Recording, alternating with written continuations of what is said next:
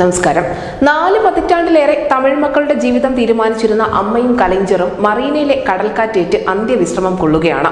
പക്ഷേ കഴകപ്പൂരിന്റെ ഈറ്റില്ലമായ ദ്രാവിഡ മണ്ണിന് വിശ്രമിക്കാനാവില്ല. മുത്തുവേൽ കരുണാനിധി സ്റ്റാലിൻ എന്ന MK സ്റ്റാലിനിലെത്തി കിതച്ചു നിന്ന തമിഴരൈസി കുതിച്ചു പായാൻ തയ്യാറെടുക്കുകയാണ്. സിനിമാ സ്റ്റൈൽ പോരാട്ടങ്ങൾക്കും എറിഞ്ഞുകൊടുക്കുന്ന സൗജന്യങ്ങൾക്കും ഉടൻ അന്ത്യമാകും തമിഴകത്ത്. അപക്വമായ രാഷ്ട്രീയമെന്ന് രാജ്യം കളിയാക്കിയ ഒരു നാട് ഞങ്ങളുടെ രാഷ്ട്രീയം നിലപാടുകളാണെന്ന് തെളിയിച്ച് സകലരുടെയും അടപ്പിച്ചു തുടങ്ങിയിട്ടുണ്ട്. ദേശീയ പാർട്ടികളായ കോൺഗ്രസിനും BJPക്കും ഇന്നും ദ്രാവിഡ കോട്ട പൊളിക്കാൻ കഴിഞ്ഞിട്ടില്ല. DMK, AIDMK എന്നീ പാർട്ടികളല്ലാതെ അവിടെ ആരും നാളെ ഇതുവരെ അധികാരം കയ്യിലെടുത്തിട്ടുമില്ല. പക്ഷേ ദ്രാവിഡ തലതൊട്ടപ്പന്മാർ കാലയവനികയ്ക്കുള്ളിൽ മറഞ്ഞു പോയിരിക്കുന്നു. ഹീറോ ഇല്ലാത്ത സിനിമ പോലെ തമിഴ് രാഷ്ട്രീയത്തിനും ഓളമില്ല. തമിഴ് ജനതയ്ക്ക് ശക്തരായ നായകന്മാരെ ആവശ്യമുള്ള കാലഘട്ടം. ഇവിടേക്കാണ് നടൻ വിജയുടെ കടന്നുവരവ്. അതെ, ഏറെ നാളത്തെ സസ്പെൻസിന് അന്ത്യമായിരിക്കുന്നു. തമിഴക വെற்றி കഴകം ഔദ്യോഗികമായി രജിസ്റ്റർ ചെയ്തിരിക്കുന്നു.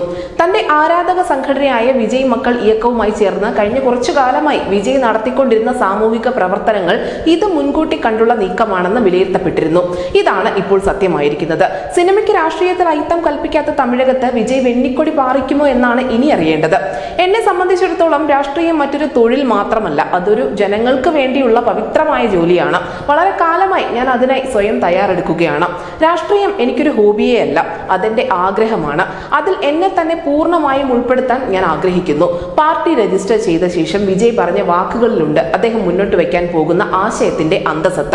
വരാനിരിക്കുന്ന ലോക്സഭാ തെരഞ്ഞെടുപ്പിൽ മത്സരിക്കില്ല എന്നാണ് നിലവിൽ പാർട്ടിയുടെ തീരുമാനം. ആർക്കും പിന്തുണയും പ്രഖ്യാപിക്കില്ല. 2026 നിയമസഭാ തെരഞ്ഞെടുപ്പാണ് ലക്ഷ്യമിടുന്നതെന്ന് വിജയ് പുറത്തിറക്കിയ വാർത്താക്കുറിപ്പിൽ വ്യക്തമാക്കുന്നു. വരുന്ന ഏപ്രിലിൽ പാർട്ടിയുടെ ആദ്യ സമ്മേളനവും നടത്തും. പുതിയ പാർട്ടി ആരംഭിക്കുന്നതിനോടൊപ്പം തന്നെ ഒരു മൊബൈൽ ആപ്പും ഇവർ പുറത്തിറക്കും. ഈ ആപ്പിലൂടെ ജനങ്ങൾക്ക് പാർട്ടി അംഗമാവാൻ സാധിക്കും എന്നതാണ് പ്രത്യേകത. 1 കോടി ആളുകളെ പാർട്ടി അംഗമാക്കാനാണ് ആദ്യഘട്ടത്തിൽ ലക്ഷ്യമിടുന്നത്. ഒരു സൂപ്പർ താരം എന്നതിലുപരി വിജയ്ക്ക് തമിഴകത്തുള്ള സ്വാധീനം കുറച്ചു കാണാൻ സാധിക്കില്ല. രജനി ഇനി രാഷ്ട്രീയത്തിലേക്ക് വരില്ല എന്നുറപ്പാണ്. കമലാവട്ടെ പച്ച പിടിച്ചിട്ടുമില്ല. വിജയകാന്തിന്റെ പാർട്ടി ഗൃഹനാഥനില്ലാത്ത വീടായി മാറിയിരിക്കുന്നു. ശരത് കുമാറും അധികം തിളങ്ങിയിട്ടില്ല.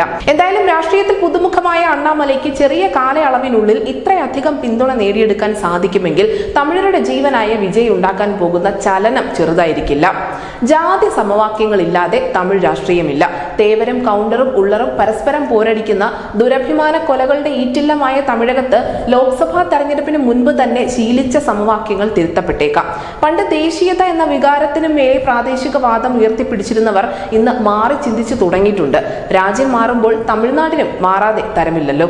ആ മാറ്റം വിജയിലൂടെ ആകുമോ എന്നറിയാൻ 2026 വരെ കാത്തിരിക്കണം.